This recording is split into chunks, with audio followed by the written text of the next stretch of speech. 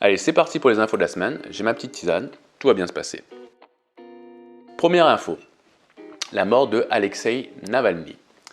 Alexeï Navalny, né le 4 juin 1976 et décédé le 16 février 2024, était un avocat militant anticorruption, homme politique et prisonnier politique russe. Connu pour ses manifestations antigouvernementales et ses efforts contre la corruption et le régime de Vladimir Poutine. Navalny a été une figure marquante de l'opposition russe. Navalny a largement utilisé les réseaux sociaux pour exposer la corruption en Russie, gagnant une large audience et organisant des manifestations significatives. En dépit de ses tentatives politiques, dont une candidature présidentielle bloquée en 2018 et une campagne pour les élections municipales de Moscou en 2013, où il a fini deuxième, ses activités l'ont conduit à être la cible de poursuites judiciaires politisées, d'empoisonnement au Novichok en 2020 et finalement à son arrestation à son retour en Russie en 2021. Il a été condamné à 19 ans de prison pour extrémisme et mort en détention à l'âge de 47 ans. Navalny a été reconnu comme prisonnier d'opinion et reçu le prix Sakharov pour son engagement en faveur des droits de l'homme. Notre cher président a dit « Dans la Russie d'aujourd'hui, on met des esprits libres au goulag et on les y condamne à la mort. » Colère et indignation, donc ça, il s'est exprimé sur X. Qu'est-ce que cette énième mort d'un opposant politique russe nous dit? Qu'il n'est pas bon de s'opposer donc au gouvernement russe. Souvenons-nous de Evgeny Vitrovitch Prigojine, petit ange parti trop tôt. Ici, je tiens à souligner le courage d'Alexeï Navalny et de manière générale le courage des opposants politiques lorsque tu sais que ta vie est vraiment en danger, lorsque tu défends tes convictions, mais que tu continues quand même. Nous, en tant que spectateurs bien assis confortablement dans notre canapé, aurions-nous le même courage? Dieu merci, nous n'avons pas à nous poser cette question et apprécions le fait que nous vivions dans un pays où l'on peut encore globalement dire et défendre nos idéaux. Enfin, une pensée pour les gilets jaunes, avec qui Manu n'est pas allé avec le dos de la cuillère. Enfin bref, ceci est une autre histoire.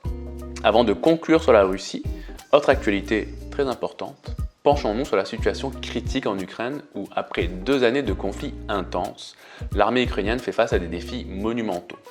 À l'approche du 3e anniversaire de l'invasion russe, déclenchée par Vladimir Poutine, nous observons un tournant potentiel dans cette guerre épuisante. Le focus de notre analyse se porte sur Avdiivka, cette cité industrielle à l'est de l'Ukraine récemment tombée après des mois de résistance farouche contre les assauts russes. Cette défaite soulève des questions cruciales sur l'impact stratégique de la perte et les futures conséquences pour Kiev dans le conflit. Les estimations de pertes importantes des deux côtés, avec un bilan particulièrement lourd pour l'armée russe à Avdiivka, je m'excuse si je prononce mal le nom de cette ville.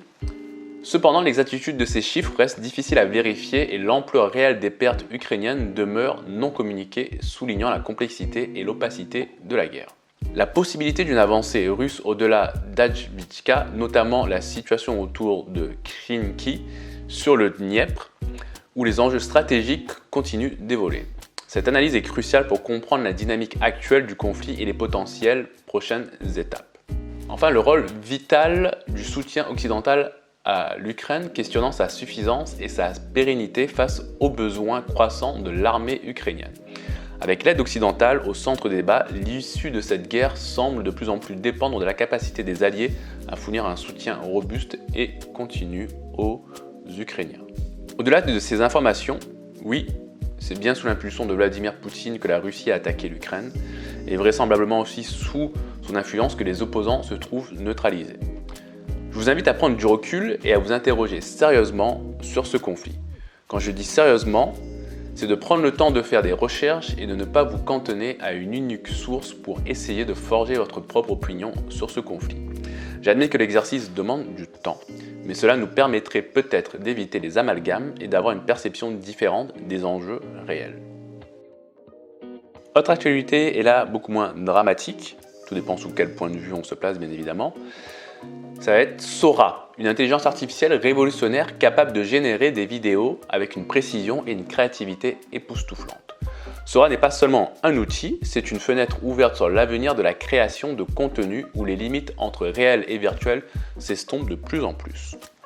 Sora transforme le paysage médiatique et créatif en permettant aux utilisateurs de créer des vidéos à partir de simples descriptions textuelles. Cette technologie peut générer des séquences pour des documentaires, des publicités, voire même des courts-métrages en quelques minutes seulement. Une prouesse qui nécessitait auparavant des heures de travail manuel et des compétences techniques spécialisées. Sora va être normalement après une phase test déployée certainement par le biais donc, de ChatGPT. C'est OpenAI qui développe Sora. Et pour le moment, il n'y a qu'un groupe assez restreint qui teste justement cette IA pour savoir les enjeux qui sont derrière Sora sont vastes et complexes. D'une part, elle démocratise la création donc, de contenu, offrant aux créateurs de tous horizons un outil puissant pour exprimer leur vision sans contraintes budgétaires ou techniques.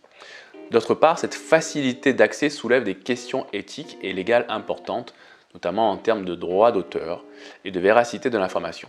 La capacité de générer des vidéos réalistes peut être utilisée à des fins de désinformation ou de manipulation médiatique, posant un défi majeur pour les régulateurs et la société.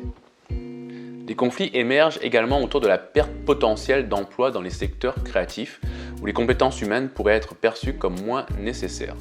De plus, la question de l'authenticité et de l'originalité dans l'art et le contenu médiatique se pose avec acuité dans un monde où une machine peut imiter presque parfaitement toute forme de création. Face à ces défis, des résolutions sont proposées et débattues. Parmi elles, l'établissement de cadres réglementaires stricts pour encadrer l'utilisation des IA génératives, assurant que leur potentiel soit exploité de manière éthique et responsable. Des systèmes de vérification et de certification du contenu pourraient aider à distinguer les créations IA des productions humaines, préservant ainsi l'intégrité de l'information et la propriété intellectuelle. Enfin, une collaboration harmonieuse entre IA et créateurs humains pourrait être encouragée, valorisant la complémentarité plutôt que la substitution et mettant en lumière l'apport unique et de la créativité humaine dans le processus créatif. Sora représente à la fois une opportunité extraordinaire et un défi pour notre société. En naviguant dans ces eaux inexplorées, nous devons rester vigilants, prêts à embraser le potentiel de cette technologie tout en gardant un œil critique sur ses implications. Revenons maintenant sur notre territoire avec une actualité concernant la Tour Eiffel. La Tour Eiffel reste fermée pour le 5e jour consécutif en raison d'une grève, comme annoncé par la CGT. Les grévistes attendent une réponse écrite de la ville de Paris, propriétaire du monument et actionnaire majoritaire de la société d'exploitation de la Tour Eiffel. Une assemblée générale a été organisée pour discuter de la suite du mouvement après des négociations jugées constructives. Les employés critiquent la gestion financière de la SET et les exigences de redevances de la ville affectant les budgets pour les travaux, le recrutement et les salaires impactant des milliers de touristes, principalement étrangers.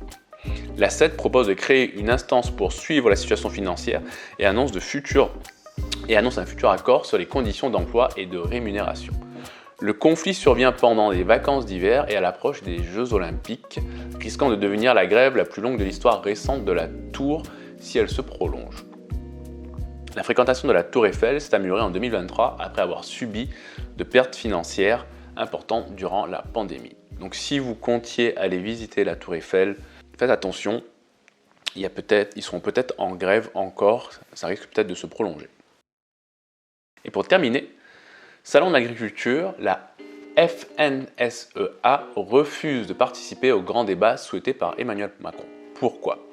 Le débat prévu par Emmanuel Macron avec le monde agricole au Salon de l'agriculture a été marqué par un désaccord notable, avec le refus de la FNSEA, principal syndicat agricole, d'y participer. Ce refus fait suite à l'invitation controversée puis retirée du collectif des soulèvements de la terre, provoquant la colère de la FNSEA. Le président de la FNSEA, Arnaud Rousseau, a exprimé son mécontentement sur BFM TV, critiquant l'invitation comme un manque de compréhension des problématiques agricoles et refusant de participer à ce qu'il considère comme une démarche cynique, ne favorisant pas un dialogue constructif. Le ministre de l'Agriculture, Marc Fesneau, a également critiqué l'invitation du collectif, la jugeant inopportune. L'Élysée a alors annulé l'invitation pour maintenir la sérénité des discussions, cherchant un échange ouvert et transparent avec les acteurs du monde agricole. Le débat, qui devait durer au moins 2 heures, visait à réunir les principaux syndicats agricoles, représentants de la grande distribution, industriels et responsables d'associations environnementales pour discuter de l'avenir de la filière agricole. Cette controverse survient dans un contexte de forte mobilisation des agriculteurs exprimant leur colère et leurs attentes envers le gouvernement, notamment sur des sujets tels que les visas pour les saisonniers étrangers, l'utilisation des pesticides et la rémunération des agriculteurs. Plusieurs actions de protestation sont prévues à Paris et ailleurs en France, mettant en évidence la tension existante entre le monde agricole et les autorités.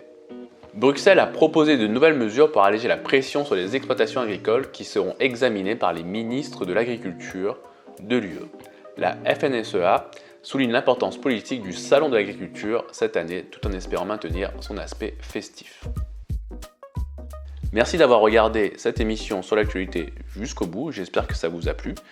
N'hésitez pas à m'encourager en mettant un like, parce que ça reste quand même un exercice assez compliqué. Donc déjà, big up à tous ceux qui le font, et notamment aussi à Hugo Décrypte.